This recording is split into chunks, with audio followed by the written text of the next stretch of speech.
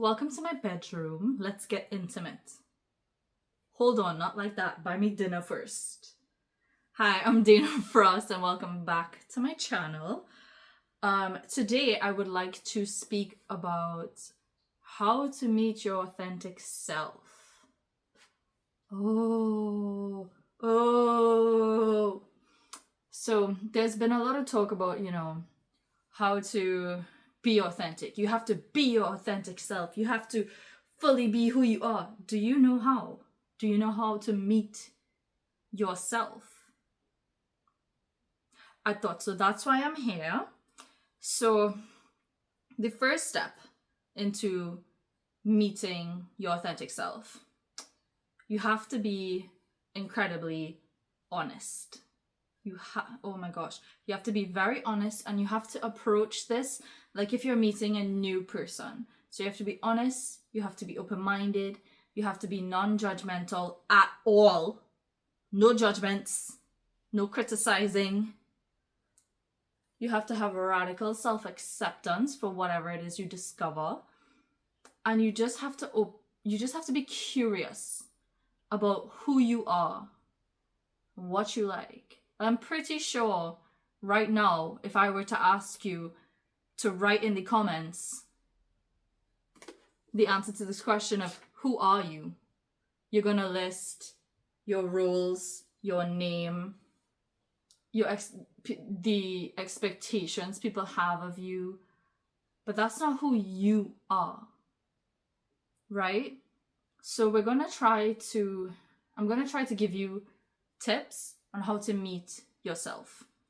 And with that, what I used when I first started this healing and getting to know myself journey was actually this book, How to Meet Yourself. It's a workbook for self-discovery by Dr. Nicole Lepara. I'll add the book into the bio, in the description, right? It's a really good workbook. It combines a lot of insightful questions. There's some somatic healing in there that you can use to like ground and center yourself, which you're gonna need during this journey. And I really do believe that it's a really great tool. And I got this on Amazon. I believe it's about $13. $13. And I mean, for something that's over 200 pages, great deal. And with that, I also, not at the same time, but very closely after, I got really interested in shadow work because I noticed a lot of things were triggering me, a lot of words, a lot of habits, a lot of just things would just not make me feel that great, right? So I found this on TikTok Shop. It's a bunch of cards. It's called Conversations with Your Inner Self, right? And on one side, there's the identifying, and then the other side, there's the integrating, which I loved because, I mean, you ask yourself the question and then you have this answer, and then you have no idea how to really put what you've learned into your life. Not with that deck. That deck is gonna make you think about how you can integrate all your learnings and findings into your life right now. And it's beautiful when you really put your mind to it and you really allow yourself to fully immerse into this exercise. Another thing that I would encourage you to be aware of, right, is that this book is a really good, it's a really good first step. The next step, when you're learning who you are and what you like and what makes you happy and what brings you joy, what brings you peace, you're gonna be discovering a lot, and you're gonna have to allow yourself to become uncomfortable. You're gonna have to allow yourself to try new things. And I know how scary that and daunting that can be, right? Trust me, I know it was so hard. There was so many times where I just wanted to stop, but I told myself, I'm like, if I stop now, I will never meet the best version of myself. And I really want to meet her. She's somebody worth meeting. So I stuck with it, you know? And I'm really happy I did. I'm really happy I did the therapy. I'm really happy I did the inner work. And I want you guys to have this peace and this joy and this lightness in you. So I want you to realize that during this process, you're going to realize that many versions of yourself has existed. And it does not mean, like, it doesn't mean that you lost anything. You don't need to, like, freak out or frustrate yourself in wanting a past version of yourself, right? If you feel like there's the things that you used to do that used to bring you calm, that used to bring you joy, no longer work for you, and you're in your head thinking, oh, you're having a whole existential crisis, you don't know what's going on, why aren't these things working for you, and you're getting so frustrated, my darling, you are becoming a new person, a new version of yourself. And embrace that person with open arms and curiosity and gentleness, right? That version of you is not that new version of you is not someone scary, right? Think about it as all the awesome lessons that you learned and all the knowledge that you've gained is now coming with you into a new and improved, like, version, like a 2.0, right? And when you start to do all this inner work, you realize you're taking the lessons and leaving behind the pain. You're leaving behind the trauma. You're leaving behind things that just no longer serve you. And that's the best thing. Why would I want to bring all that baggage? Why would I want to bring self-doubt? Don't get me wrong, it still comes up and it still creeps up behind me, you know? But I know that that's all it is. It's just doubt. And I'm the master of my mind. I'm the creator of the life I want to live. So guess what? That doubt could go kick rocks. You cannot come here. You can't sit with us. No chairs available for you, doubts. Right? That's actually, like, what I tell it in my head. Like, you can't sit with us. You can't come with me. I'm going on to greatness. You could stay in the pits. But yes, understand that you're getting to learn this great version of yourself. You're getting to learn so much. And now when you drop all that dead weight behind, you open up so much more room for so much more possibilities, for so much more learning, for so much more discovery, right? Like, for so much more lessons, for so much, you open it for so much possibility. It's actually insane. And throughout this entire process, you may try, this workbook that I mentioned. You may try poetry, which is honestly what got me through a lot of, like, just processing a lot of what was still inside me and old wounds, which is why I wrote this bad boy. It's on Amazon, Dear Beholder. I'll also have that in the description. And you would also realize that every single version of yourself is someone worth knowing. even your worst self, even your best self is someone worth knowing. Even the self you don't even want to acknowledge. Even when you're in your like sad, your sad self is worth knowing. Right? You get what I'm trying to say? Every part of you is worth knowing. And if you don't even want to get to know yourself, how the heck could you expect anybody else to want to get to know you when you don't even know yourself? That anybody coming into your vicinity is gonna say like, oh, you're this and you're that, or you're a terrible person. And guess what? You're gonna believe it because you don't know yourself. You're gonna allow outside opinions and outside noise, because that's what it really is, noise, to affect you and your beliefs and your everything.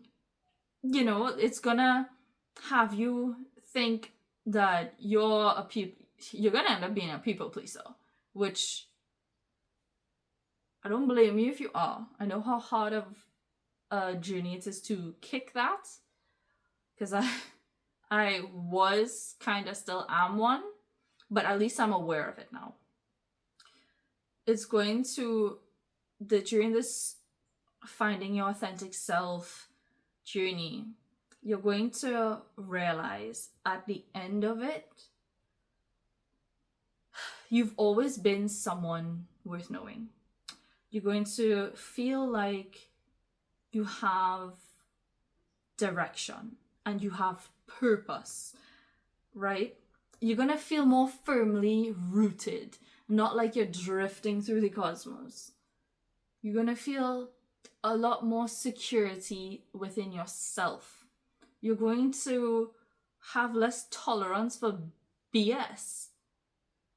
Nobody could come at you for anything crazy. You know, nobody with their lecherous energy can just come and take from you, because you're going to have boundaries. You're going to honor those boundaries. And the people who don't honor it, you're going to have peace. You're going to have clarity. And you're going to be okay with cutting them off. No matter who it will be. Yes, some of the relationships will hurt. But you are protecting yourself. A lot of the reason why you feel like this anger inside, and a lot of the reason why you feel triggered by certain things, or when you tell someone to do something and they don't do it, it's because inside there's a little girl or a little boy or just a little version of you that is banging and saying, we don't like this. We don't like this. This doesn't feel good to us. But because you've conditioned yourself to keep accepting people's crap, you're going to keep accepting it. You're going to keep people pleasing. You're going to keep dishonoring and disrespecting yourself. And I don't want that for me, and I sure as hell don't want that for you. So ask yourself, who is it you want to be? Ask yourself, what is that person? What qualities and what traits and what values does that person have? Right? And start to picture that person in your brain. And when you realize that you're becoming your most authentic self by honoring yourself, by having firm boundaries in place, by standing on business, by giving yourself grace when you feel exhausted and you just need a break, you're going to feel so light. You're going to have so much confidence. You're going to have your self-worth is going to be through the roof. Absolutely through the roof. The bar that you had for people and relationships that was in hell is now going to be, touching the heavens. The people just in your vicinity are gonna start to weed themselves out because they really realize that they cannot get from you what they always have. And you're going to have more energy to put towards yourself, your dreams, your goals. You're going to have less energy vampires, less people taking from you. You're going to find people wanting to pour into you. And there probably already is a lot of people around you that want to pour into you, but they don't know how. Because you don't know how. Because you haven't met yourself. Get it together. But I say that with love. The inner peace and the calm that you will find after you do the inner work, after you start discovering yourself, be it journaling. Journaling is a really good way to just let your mind just word vomit everything that it has going on inside, right? You could read that over and be like, damn, this is how I think. And you could start making small changes. You'll start noticing how you think. You'll start noticing reoccurring themes. And you're like, okay, I need to sit with this. I need to address this. Journaling is a really good thing that'll help you on figuring out who your authentic self is. Another thing that I realized when I was on my journey was that I had no idea what I enjoyed. I didn't know what my hobbies were anymore. I didn't know what brought me joy. How crazy is that? So then you get to try things.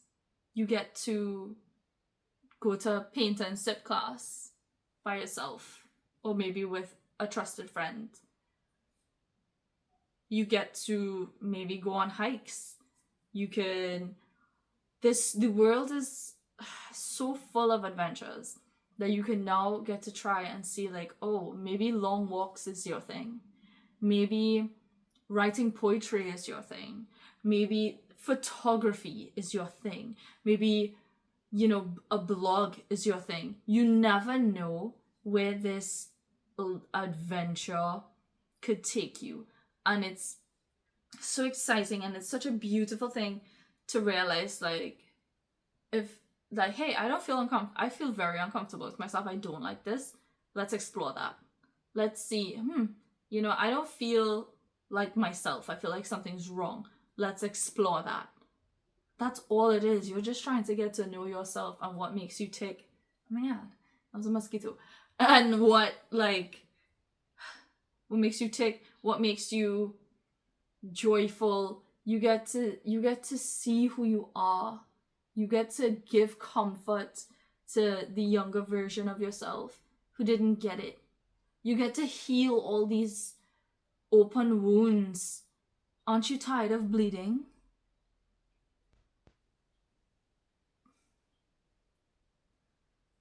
With that, I got so tired of bleeding over people who never hurt me in the first place. And that's why I wanted to find out who my authentic self is. That's why I wanted to move in authenticity, because I wanted to stop feeling like I was disrespecting myself, like I wasn't somebody worth knowing, like I wasn't somebody,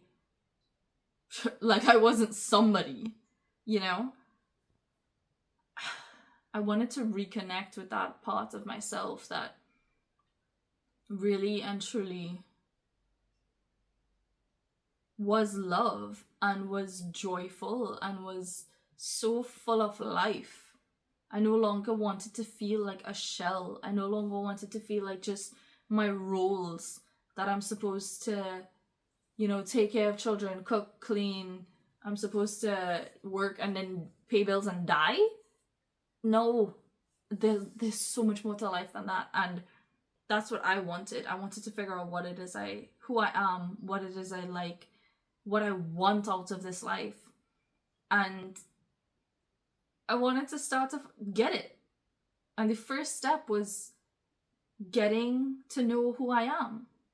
The first step to building The life that you want is knowing who you are and what you want and why you want it. And I would love if you guys could like, comment, share. Put a blood emoji if you got this far. And I also would like if you guys would leave in the comments the answer to the question I asked in the beginning. Who are you? And with that, my darlings, I just would love to tell you, you are loved, you are valued, you are worthy, you are enough, you are cherished, and have a great day.